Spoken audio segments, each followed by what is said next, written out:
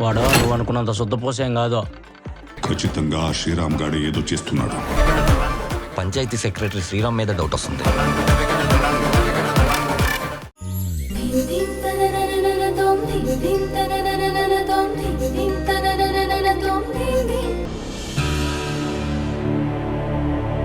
అమ్మ కొట్టద్దు, వద్దు, అయ్యో నన్ను కొట్టద్దు. ఏంటి బామ్మ అరుపులు? ఆ దరిద్రుడు మళ్ళీ మొదలు పెట్టాడమ్మా. తెల్లారేదాకా తాగడం, అది దిగేదాకా ఆ పిల్లని గొడ్డును బాదినట్టు బాదుతాడు. వీడికి ఇదే సరిపోయింది.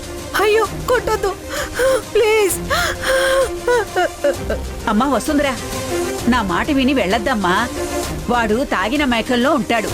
చాలా మొరటివాడమ్మా, వెళ్ళొద్దు. వాడు మొరటివాడైతే నేను మొండిదాన్నే బామ్మ. అక్కడ ఒక మనిషి ప్రాణం పోతుంటే ఇలా చూస్తూ కూర్చోవడం నా వల్ల కాదు. ఇలాగే వదిలేస్తే ఆ రత్నం శవమయ్యేలాగా ఉంది. ఈ రోజు వాడికి బుద్ధి చెప్పాల్సిందే. వాడితో తేల్చుకోవాల్సిన లెక్కలు కొన్ని పాత బాకీలు ఉన్నాయి. అమ్మా వసుంధరా, ఆగమ్మా, నా మాట వినమ్మా. అయ్యో, ఈ పిల్ల చెప్పినా వినడం లేదు. ఏం జరుగుతుందో ఏంటో. అయ్యో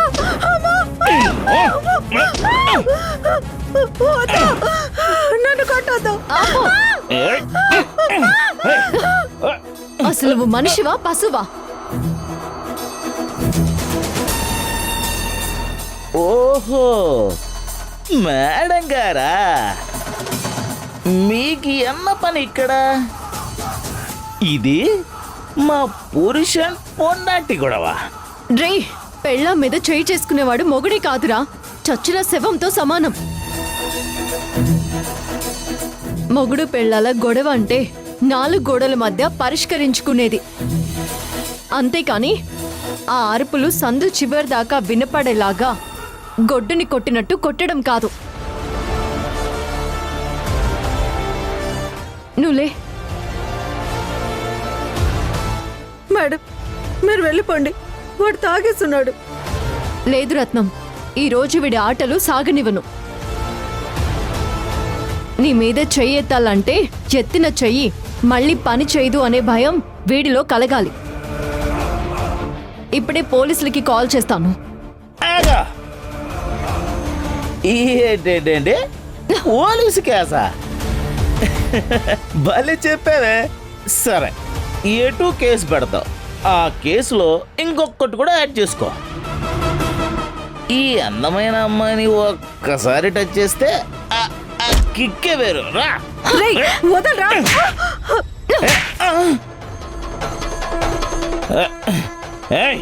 నన్నే కొడతావా? నిన్ను వద్దయ్యా. కొట్టడం కాదురా, నిన్ను చంపాలి.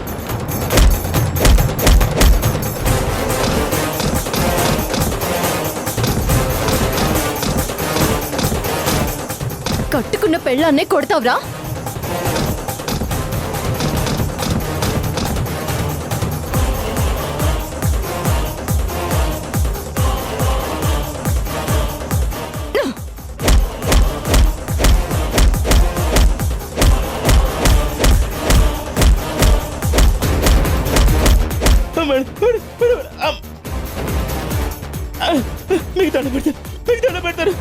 చేరా, ఆ కళ్ళల్లో అహంకారం ఎక్కడికి పోయింది?